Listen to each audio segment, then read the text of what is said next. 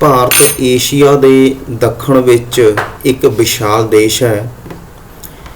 1947 ਦੇ ਬਟਵਾਰੇ ਤੋਂ ਪਹਿਲਾਂ ਇਹ ਰੂਸ ਨੂੰ ਛੱਡ ਕੇ ਸਾਰੇ ਯੂਰਪ ਦੇ ਬਰਾਬਰ ਸੀ। ਕਿਹਾ ਜਾਂਦਾ ਵੀ ਇਕੱਲੇ ਇੰਗਲੈਂਡ ਤੋਂ ਲਗਭਗ 20 ਗੁਣਾ ਸੀ।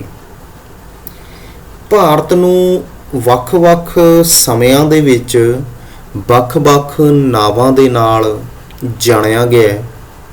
ਜਿਵੇਂ ਵੈਦਿਕ ਕਾਲ ਦੇ ਵਿੱਚ ਇਸ ਨੂੰ ਆਰੀਆਵਰਤ ਦੇ ਨਾਮ ਨਾਲ ਜਾਣਿਆ ਗਿਆ। ਭਾਰਤ ਨੂੰ ਮਹਾਭਾਰਤ ਅਤੇ ਪੁਰਾਣਾਂ ਦੇ ਸਮੇਂ ਇਸ ਨੂੰ ਭਾਰਤ ਵਰਸ਼ ਦੇ ਨਾਮ ਤੋਂ ਜਾਣਿਆ ਗਿਆ। ਈਰਾਨੀਆਂ ਨੇ ਇਸ ਨੂੰ ਹਿੰਦੂ ਦਾ ਨਾਮ ਦਿੱਤਾ।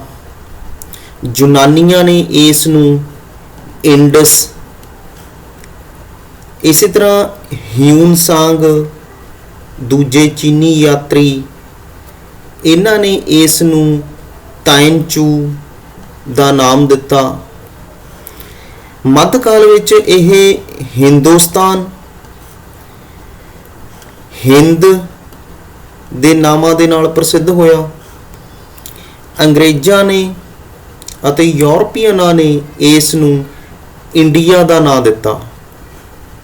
ਜੇਕਰ ਅਸੀਂ ਅੱਜ ਵੀ ਦੇਖੀਏ ਤਾਂ ਅੱਜ ਵੀ ਸਾਡੀਆਂ ਦੇਸੀ ਭਾਸ਼ਾਵਾਂ ਦੇ ਵਿੱਚ ਇਸ ਨੂੰ ਭਾਰਤ ਅਤੇ ਅੰਗਰੇਜ਼ੀ ਭਾਸ਼ਾ ਦੇ ਵਿੱਚ ਇਸ ਨੂੰ ਇੰਡੀਆ ਦੇ ਨਾਮ ਨਾਲ ਜਾਣਿਆ ਜਾਂਦਾ ਹੈਗਾ।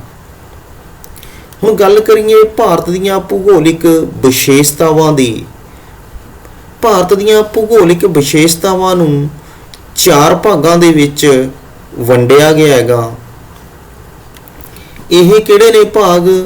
ਹਿਮਾਲਿਆ ਪਰਬਤ ਅਤੇ ਉਸ ਦੀਆਂ ਪੂਰਬੀ ਤੇ ਪੱਛਮੀ ਸ਼੍ਰੇਣੀਆਂ, ਗੰਗਾ ਅਤੇ ਸਿੰਧ ਦੇ ਮੈਦਾਨ, ਦੱਖਣ ਦਾ ਪਠਾਰ, ਤੱਟਵਰਤੀ ਮੈਦਾਨ। ਹੁਣ ਹਿਮਾਲਿਆ ਪਰਬਤ ਭਾਰਤ ਦੇ ਉੱਤਰ ਵਿੱਚ ਬਹੁਤ ਉੱਚੇ ਤੇ ਵਿਸ਼ਾਲ ਪਹਾੜ ਨੇ। ਹਿਮਾਲਿਆ ਪਹਾੜ ਦੇ ਨਾਮ ਨਾਲ ਇਹ ਪ੍ਰਸਿੱਧ ਨੇ। ਹਿਮਾਲਿਆ ਦਾ ਸ਼ਬਦੀ ਅਰਥ ਬਰਫ਼ ਦਾ ਘਰ ਹੈ। ਇਹ ਪਹਾੜੀ ਸ਼੍ਰੇਣੀਆਂ ਬਰਫ਼ ਨਾਲ ਢਕੀਆਂ ਰਹਿੰਦੀਆਂ ਨੇ। ਇਹਨਾਂ ਦੀ ਸਭ ਤੋਂ ਉੱਚੀ ਚੋਟੀ ਗੌਰੀ ਸ਼ੰਕਰ ਜਾਂ ਮਾਊਂਟ ਐਵਰੈਸਟ ਹੈ, ਜਿਸ ਦੀ ਉਚਾਈ 29,140 ਫੁੱਟ ਹੈ। ਇਹ ਸੰਸਾਰ ਦੀ ਸਭ ਤੋਂ ਉੱਚੀ ਚੋਟੀ ਹੈ, ਮਾਊਂਟ ਐਵਰੈਸਟ। ਇਸ ਦੀਆਂ ਦੂਜੀਆਂ ਜਿਹੜੀਆਂ ਪ੍ਰਸਿੱਧ ਚੋਟੀਆਂ ਨੇ, ਜਿਨ੍ਹਾਂ ਦੇ ਵਿੱਚ ਕੰਚਨਜੰਗਾ, ਧੌਲਗਿਰੀ, ਨਾਗਾ ਪਰਬਤ, ਇਹਨਾਂ ਦੇ ਨਾਮ ਬੜੇ ਪ੍ਰਸਿੱਧ ਨੇ। ਇਹਨਾਂ ਪਹਾੜੀਆਂ ਦੇ ਵਿੱਚ ਕਈ ਦਰੇ ਨੇ, ਜਿਨ੍ਹਾਂ ਰਾਹੀਂ ਭਾਰਤ ਤੇ ਤਿੱਬਤ ਵਿੱਚ ਆਵਾਜਾਈ ਹੁੰਦੀ ਰਹੀ ਹੈ। ਪੁਰਾਣੇ ਸਮਿਆਂ ਦੇ ਵਿੱਚ ਇਹਨਾਂ ਨੂੰ ਕੇਵਲ ਗਰਮੀਆਂ ਦੇ ਵਿੱਚ ਜਦੋਂ ਬਰਫ਼ ਪਿਘਲ ਜਾਂਦੀ ਹੈ ਪਾਰ ਕੀਤਾ ਜਾ ਸਕਦਾ ਸੀ। ਇਹ ਪ੍ਰਸਿੱਧ ਦਰੇ ਕਿਹੜੇ ਨੇ? ਸ਼ਿਮਲਾ, ਨੈਨੀਤਾਲ, ਦਾਰਜੀਲਿੰਗ, ਲੇਹ ਤੋਂ ਤਿੱਬਤ ਵੱਲ ਨੂੰ ਜਾਂਦੇ ਨੇ। ਹੁਣ ਅੱਗੇ ਆ ਜਾਂਦੀਆਂ ਨੇ ਹਿਮਾਲਿਆ ਦੀਆਂ ਪੂਰਬੀ ਸ਼੍ਰੇਣੀਆਂ। ਪੂਰਬੀ ਸ਼੍ਰੇਣੀਆਂ ਦੇ ਵਿੱਚ ਪਟਕੋਈ, ਨਾਗਾ, ਲੁਸਾਈ, ਜੰਤੀਆ, ਖਾਸੀ, ਗਾਰੋ ਦੇ ਪਹਾੜ ਨੇਗੇ।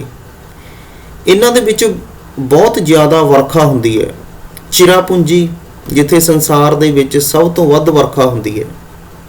ਇਹਨਾਂ ਪਹਾੜਾਂ ਦੇ ਵਿੱਚ ਬਹੁਤ ਘਣੇ ਜੰਗਲ ਨੇਗੇ, ਜਿੱਥੇ ਸਾਗਵਾਨ ਦੇ ਦਰਖਤ ਪਾਏ ਜਾਂਦੇ ਨੇ। ਹਿਮਾਲਿਆ ਦੀਆਂ ਪੱਛਮੀ ਸ਼੍ਰੇਣੀਆਂ ਦੀ ਗੱਲ ਕਰਦੇ ਹਾਂ।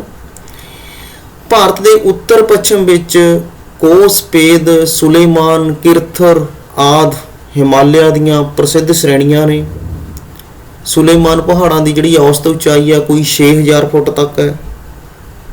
ਇਹਨਾਂ ਖੁਸ਼ਕ ਪਹਾੜਾਂ ਦੇ ਵਿੱਚ ਲੋਕ ਭੇਡ ਬੱਕਰੀਆਂ ਪਾਲ ਕੇ ਆਪਣਾ ਜੀਵਨ ਨਿਰਵਾਹ ਕਰਦੇ ਨੇ। ਇੱਥੋਂ ਦੇ ਲੋਕਾਂ ਨੂੰ ਜੀਵਨ ਦੀਆਂ ਲੋੜਾਂ ਕਾਫੀ ਮਾਤਰਾ ਦੇ ਵਿੱਚ ਪ੍ਰਾਪਤ ਨਹੀਂ ਹੁੰਦੀਆਂ। ਇਹਨਾਂ ਦੀ ਮੁੱਖ ਵਿਸ਼ੇਸ਼ਤਾ, ਇਹਨਾਂ ਵਿੱਚ ਕਈ ਦਰੇ ਨੇ ਜਿਹੜੇ ਭਾਰਤ ਨੂੰ ਅਫਗਾਨਿਸਤਾਨ ਨਾਲ ਮਿਲਾਉਂਦੇ ਨੇਗੇ। ਇਹਨਾਂ ਵਿੱਚੋਂ ਸਭ ਤੋਂ ਪ੍ਰਸਿੱਧ ਖੈਬਰ ਦਰਾ ਹੈ। ਇਹ ਕਾਬਲ ਨੂੰ ਪਿਸ਼ਾਵਰ ਨਾਲ ਮਿਲਾਉਂਦਾ ਹੈਗਾ। ਇਸ ਦਰੇ ਤੋਂ ਹੀ ਪੁਰਾਤਨ ਕਾਲ ਤੋਂ 18ਵੀਂ ਸਦੀ ਤੱਕ ਸਾਰੇ ਵਿਦੇਸ਼ੀ ਹਮਲਾਵਰ ਭਾਰਤ ਦੇ ਵਿੱਚ ਆਉਂਦੇ ਰਹੇ ਨੇ। ਖੈਬਰ ਤੋਂ ਦੱਖਣ ਵੱਲ ਕੁਰਮ, ਟੋਚੀ ਅਤੇ ਗੋਮਲ ਇਹ ਵੀ ਦਰੇ ਨੇ। ਸੁਲੇਮਾਨ ਪਹਾੜ ਦੇ ਅੰਤ, ਕਿਰਥਰ ਦੇ ਆਰੰਭ ਵਿੱਚ ਬੁਲਾਨ ਦਾ ਦਰਾ ਹੈ। ਇਹਨਾਂ ਸਾਰੇ ਦਰਿਆਂ ਦੇ ਰਾਹੀਂ ਭਾਰਤ ਦਾ ਅਫਗਾਨਿਸਤਾਨ ਨਾਲ, ਬਲੋਚਿਸਤਾਨ ਨਾਲ ਅਤੇ ਮੱਧ ਏਸ਼ੀਆ ਦੇ ਹੋਰ ਦੇਸ਼ਾਂ ਦੇ ਨਾਲ ਵਪਾਰ ਚੱਲਦਾ ਰਿਹਾ ਹੈਗਾ। ਅੱਗੇ ਆ ਜਾਂਦਾ ਹਿਮਾਲਿਆ ਪਰਬਤ ਖੰਡਾਂ ਵਿੱਚ ਪਠਾਰ ਅਤੇ ਘਾਟੀਆਂ। ਹੁਣ ਪੱਛਮ ਦੇ ਵਿੱਚ ਬਲੋਚਿਸਤਾਨ, ਅਫਗਾਨਿਸਤਾਨ ਦੇ ਪਠਾਰ ਨੇ। ਇਹਨਾਂ ਅਤੇ ਇਹਨਾਂ ਦੇ ਨਾਲ ਲੱਗਦੇ ਪਹਾੜੀ ਖੇਤਰਾਂ ਦੇ ਵਿੱਚ ਕਈ ਵੱਖ-ਵੱਖ ਘਾਟੀਆਂ ਨੇ, ਜਿਨ੍ਹਾਂ ਵਿੱਚ ਪ੍ਰਾਚੀਨ ਕਾਲ ਤੋਂ ਬਹਾਦਰ ਕਬੀਲੇ ਨਿਵਾਸ ਕਰਦੇ ਰਹੇ ਨੇ। ਉੱਤਰ ਵਿੱਚ ਹਿਮਾਲਿਆ ਖੰਡ ਦੇ ਉਪ ਪਰਬਤੀ ਖੇਤਰਾਂ ਵਿੱਚ ਕਸ਼ਮੀਰ ਦਾ ਪਠਾਰ ਹੈ, ਜੋ ਵਿਸ਼ਵ ਦੀ ਸਭ ਤੋਂ ਸੁੰਦਰ ਘਾਟੀਆਂ ਦੇ ਵਿੱਚੋਂ ਇੱਕ ਮੰਨੀ ਜਾਂਦੀ ਹੈ। ਕਸ਼ਮੀਰ ਵਾਦੀ ਨੂੰ ਧਰਤੀ ਦਾ ਸਵਰਗ ਕਿਹਾ ਗਿਆ ਹੈਗਾ। ਕਸ਼ਮੀਰ ਤੋਂ ਅਗਾਂਹ ਪੂਰਬ ਵੱਲ ਨੇਪਾਲ ਦੀ ਘਾਟੀ ਹੈ। ਇਹ ਘਾਟੀ ਉੱਚੀਆਂ ਪਹਾੜੀਆਂ ਨਾਲ ਘਿਰੀ ਹੋਈ ਹੈ। ਹੁਣ ਹਿਮਾਲਿਆ ਪਰਬਤ ਦੇ ਪ੍ਰਭਾਵ ਕੀ ਪਏ ਪ੍ਰਾਚੀਨ ਭਾਰਤੀ ਇਤਿਹਾਸ ਉੱਤੇ, ਜਾਂ ਇਸ ਦੇ ਹਿਮਾਲਿਆ ਪਰਬਤ ਦੇ ਲਾਭ ਕੀ ਨੇ, ਜਾਂ ਉਸ ਸਮੇਂ ਕੀ ਲਾਭ ਸੀ। ਜਿਵੇਂ ਨੰਬਰ 1, ਇਸ ਨੇ ਉੱਤਰ ਵੱਲੋਂ ਦੇਸ਼ ਦੀ ਸਦਾ ਰੱਖਿਆ ਕੀਤੀ ਹੈ। ਇਸ ਤਰ੍ਹਾਂ ਇੱਕ ਮਹਾਨ ਪਹਿਰੇਦਾਰ ਦਾ ਕੰਮ ਕੀਤਾ ਹੈ, ਕਿਉਂਕਿ ਇਹਦੇ ਉੱਚੇ ਉੱਚੇ ਪਹਾੜਾਂ ਨੂੰ ਜਿਹੜੇ ਬਰਫ਼ ਨਾਲ ਢਕੇ ਰਹਿੰਦੇ ਸੀ, ਉਹਨਾਂ ਨੂੰ ਹਮਲਾਵਰਾਂ ਦੇ ਦੁਆਰਾ ਕ੍ਰਾਸ ਕਰਨਾ ਆਸਾਨ ਨਹੀਂ ਸੀ। ਇਸ ਲਈ ਇਸ ਨੇ ਪਹਿਰੇਦਾਰ ਦੀ ਤਰ੍ਹਾਂ ਕੰਮ ਕੀਤਾ ਹੈਗਾ। ਦੂਸਰਾ, ਹਿਮਾਲਿਆ ਪਰਬਤ ਸਾਈਬੇਰੀਆ ਦੀਆਂ ਠੰਡੀਆਂ ਤੇ ਖੁਸ਼ਕ ਹਵਾਵਾਂ ਨੂੰ ਭਾਰਤ ਵਿੱਚ ਆਉਣ ਤੋਂ ਰੋਕਦਾ ਰਿਹਾ ਹੈਗਾ। ਇਸ ਦੇ ਜ਼ਿਆਦਾਤਰ ਹਿੱਸਿਆਂ ਦੇ ਵਿੱਚ ਜਲਵਾਯੂ ਗਰਮ ਹੈਗਾ। ਇਸੇ ਕਾਰਨ ਭਾਰਤੀ ਲੋਕ ਗਰਮੀਆਂ ਦੇ ਵਿੱਚ ਸੂਤੀ ਕੱਪੜੇ ਦੀ ਵਰਤੋਂ ਕਰਨ ਲੱਗੇ। ਇਸੇ ਕਰਕੇ ਸੂਤੀ ਕੱਪੜੇ ਦਾ ਵਪਾਰ ਸ਼ੁਰੂ ਹੋਇਆ। ਹਿਮਾਲਿਆ ਪਰਬਤ ਤੋਂ ਬਰਫ਼ ਪਿਘਲਣ ਦੇ ਫਲਸਰੂਪ ਸਿੰਧ, ਸਤਲੁਜ, ਬਿਆਸ, ਰਾਵੀ, ਚਨਾਬ, ਜੇਹਲਮ, ਜਮਨਾ, ਗੰਗਾ, ਬ੍ਰਹਮਪੁੱਤਰ ਆਦਿ ਨਦੀਆਂ ਨਿਕਲਦੀਆਂ ਨੇਗੀਆਂ। ਇਸੇ ਤਰ੍ਹਾਂ ਖਾੜੀ ਬੰਗਾਲ, ਅਰਬ ਸਾਗਰ ਤੋਂ ਉੱਠਣ ਵਾਲੀਆਂ ਮੌਨਸੂਨ ਪੌਣਾ ਹਿਮਾਲਿਆ ਪਰਬਤ ਦੇ ਨਾਲ ਟਕਰਾ ਕੇ ਵਰਖਾ ਕਰਦੀਆਂ ਨੇ। ਹੁਣ ਇਸ ਤਰ੍ਹਾਂ ਬਰਫ਼ ਦੇ ਪਿਘਲਣ ਦੇ ਨਾਲ ਤੇ ਵਰਖਾ ਹੋਣ ਦੇ ਨਾਲ ਉੱਤਰੀ ਭਾਰਤ ਦੀਆਂ ਨਦੀਆਂ ਨੂੰ ਸਾਰਾ ਸਾਲ ਭਰ ਪਾਣੀ ਮਿਲਦਾ ਰਹਿੰਦਾ ਹੈਗਾ, ਜਿਹੜਾ ਖੇਤੀ ਦੇ ਲਈ ਵਰਤੋਂ ਵਿੱਚ ਲਿਆਂਦਾ ਗਿਆ ਹੈ। ਪੰਜਵਾਂ, ਹਿਮਾਲਿਆ ਦੇ ਜੰਗਲਾਂ ਨੇ ਦੇਸ਼ ਨੂੰ ਲੱਕੜੀ ਪ੍ਰਦਾਨ ਕੀਤੀ ਹੈ। ਅਸੀਂ ਕਹਿ ਸਕਦੇ ਹਾਂ ਵੀ ਇਸ ਦੇ ਨਾਲ ਆਰਥਿਕ ਵਿਕਾਸ ਵੀ ਹੋਇਆ। ਛੇਵਾਂ, ਹਿਮਾਲਿਆ ਦੇ ਪਰਬਤੀ ਇਲਾਕਿਆਂ ਦੇ ਵਿੱਚ ਪੈਦਾ ਹੋਈਆਂ ਕੁਦਰਤੀ ਜੜੀ ਬੂਟੀਆਂ ਲੋਕਾਂ ਦੀ ਸਿਹਤ ਦੇ ਲਈ ਬਹੁਤ ਉਪਯੋਗੀ ਸਿੱਧ ਹੋਈਆਂ ਨੇ। ਸੱਤਵਾਂ, ਇੱਕ ਇਹ ਵੀ ਲਾਭ ਰਿਹਾ ਹੈਗਾ ਵੀ ਹਿਮਾਲਿਆ ਪਰਬਤ ਨੇ ਹਿੰਦੂ ਧਰਮ ਦੀ ਉਤਪਤੀ ਤੇ ਇਸ ਦੇ ਵਿਕਾਸ ਦੇ ਵਿੱਚ ਵੀ ਯੋਗਦਾਨ ਪਾਇਆ ਹੈਗਾ। ਸਭ ਤੋਂ ਮਹੱਤਵਪੂਰਨ ਗੱਲ ਇਹ ਹੈ ਕਿ ਹਿੰਦੂ ਧਰਮ ਦੇ ਬਹੁਤ ਸਾਰੇ ਤੀਰਥ ਸਥਾਨ, ਜਿਨ੍ਹਾਂ ਦੇ ਵਿੱਚ ਜੇ ਗੱਲ ਕਰੀਏ ਵੀ ਮਾਨਸਰੋਵਰ, ਅਮਰਨਾਥ, ਚਿੰਤਪੁਰਨੀ, ਕੇਦਾਰਨਾਥ, ਬਦਰੀਨਾਥ, ਵੈਸ਼ਨੋ ਦੇਵੀ, ਇਹ ਸਾਰੇ ਹਿਮਾਲਿਆ ਦੇ ਪਰਬਤੀ ਖੰਡਾਂ ਦੇ ਵਿੱਚ ਸਥਿਤ ਨੇਗੇ। ਹਿਮਾਲਿਆ ਦੀਆਂ ਵਿਸ਼ਾਲ ਤੇ ਉੱਚੀਆਂ ਸ਼੍ਰੇਣੀਆਂ ਨੇ ਭਾਰਤ ਨੂੰ ਏਸ਼ੀਆ ਦੇ ਉੱਤਰੀ ਦੇਸ਼ਾਂ ਤੋਂ ਵੱਖ ਕਰ ਦਿੱਤਾ, ਨਿਖੇੜ ਦਿੱਤਾ। ਇਸੇ ਕਰਕੇ ਭਾਰਤ ਦਾ ਆਪਣੇ ਗੁਆਂਢੀ ਮੁਲਕ ਚੀਨ ਤੇ ਜਾਪਾਨ ਦੇਸ਼ਾਂ ਦੇ ਨਾਲ ਬਹੁਤ ਘੱਟ ਸੰਬੰਧ ਰਿਹਾ ਹੈਗਾ।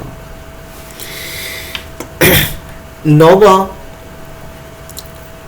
ਹਿਮਾਲਿਆ ਸ਼੍ਰੇਣੀਆਂ ਦੇ ਵਿੱਚ ਸਥਿਤ ਦਰੇ, ਜਿਨ੍ਹਾਂ ਦੇ ਨਾਮ ਆਪਾਂ ਲਈਏ ਤਾਂ ਖੈਬਰ ਦਰਾ, ਕੁਰਮ, ਟੋਚੀ, ਕੋਮਲ, ਬੋਲਾਨ, ਇਹਨਾਂ ਦੇ ਰਾਹੀਂ ਨਾ ਪ੍ਰਾਚੀਨ ਕਾਲ ਤੋਂ ਸਮੇਂ-ਸਮੇਂ ਤੇ ਵਿਦੇਸ਼ੀ ਹਮਲਾਵਰ ਭਾਰਤ ਦੇ ਵਿੱਚ ਪ੍ਰਵੇਸ਼ ਕਰਦੇ ਰਹੇ ਨੇ। ਜਿਵੇਂ ਈਰਾਨੀ, ਯੂਨਾਨੀ, ਸ਼ਕ, ਕੁਸ਼ਾਣ, ਹੂਣ, ਤੁਰਕ, ਮੁਗਲ, ਇਹ ਸਭ ਇਸੇ ਰਸਤੇ ਆਏ ਨੇ। ਇਹਨਾਂ ਨੇ ਭਾਰਤ ਦੇ ਕੁਝ ਜਾਂ ਵਧੇਰੇ ਭਾਗਾਂ ਦੇ ਉੱਤੇ ਆਪਣੇ ਰਾਜ ਸਥਾਪਿਤ ਕਰ ਲਏ। ਮੁਗਲਾਂ ਨੇ ਲੰਬਾ ਸਮਾਂ ਰਾਜ ਕੀਤਾ। ਇਸ ਤੋਂ ਬਿਨਾਂ ਦਰਿਆਂ ਦੇ ਰਾਹੀਂ ਭਾਰਤ ਦੇ ਮੱਧ ਏਸ਼ੀਆ ਜਾਂ ਪੱਛਮੀ ਏਸ਼ੀਆ ਦੇ ਦੇਸ਼ਾਂ ਦੇ ਨਾਲ ਗੂੜ੍ਹੇ ਵਪਾਰਕ ਸੰਬੰਧ ਵੀ ਕਾਇਮ ਰਹੇ ਨੇ।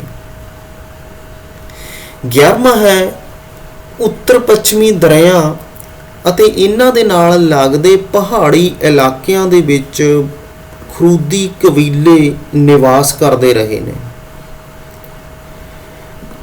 ਭਾਰਤੀ ਸਰਕਾਰ ਨੂੰ ਪ੍ਰਾਚੀਨ ਕਾਲ ਤੋਂ ਉੱਤਰ ਪੱਛਮੀ ਸੀਮਾ ਦਾ ਸਾਹਮਣਾ ਕਰਨਾ ਪਿਆ, ਕਿਉਂਕਿ ਇਹ ਲੋਕ ਭਾਰਤੀ ਇਲਾਕਿਆਂ ਦੇ ਉੱਤੇ ਹਮਲੇ ਕਰਦੇ ਰਹੇ ਨੇ, ਜਿਸ ਕਰਕੇ ਭਾਰਤ ਦੇ ਸਾਰੇ ਰਾਜਿਆਂ ਦੀ ਇੱਕੋ ਇਹ ਰਹੀ ਹੈਗੀ ਤਮੰਨਾ ਵੀ ਇਸ ਸਰਹੱਦ ਨੂੰ ਮਜ਼ਬੂਤ ਰੱਖਿਆ ਜਾਵੇ। ਜਿਹੜੇ ਰਾਜੇ ਜਾਂ ਸਮਰਾਟ ਨੇ ਇਸ ਸਰਹੱਦ ਨੂੰ ਮਜ਼ਬੂਤ ਰੱਖਿਆ, ਉਸ ਨੇ ਲੰਬਾ ਸਮਾਂ ਰਾਜ ਕੀਤਾ ਹੈ। ਇਹ ਸੀਗਾ ਸਾਡਾ ਕੁਐਸਚਨ ਭਾਰਤ ਦੀਆਂ ਭੂਗੋਲਿਕ ਵਿਸ਼ੇਸ਼ਤਾਵਾਂ। ਹਿਮਾਲਿਆ ਪਰਬਤ ਦੇ ਬਾਰੇ ਆਪਾਂ ਅੱਜ ਗੱਲ ਕੀਤੀ ਹੈ, ਉਹਦੀਆਂ ਸ਼੍ਰੇਣੀਆਂ ਦੇ ਬਾਰੇ ਤੇ ਉਸ ਦੇ ਹਿਮਾਲਿਆ ਪਰਬਤ ਦੇ ਪਏ ਪ੍ਰਭਾਵਾਂ ਦੇ ਬਾਰੇ। ਧੰਨਵਾਦ।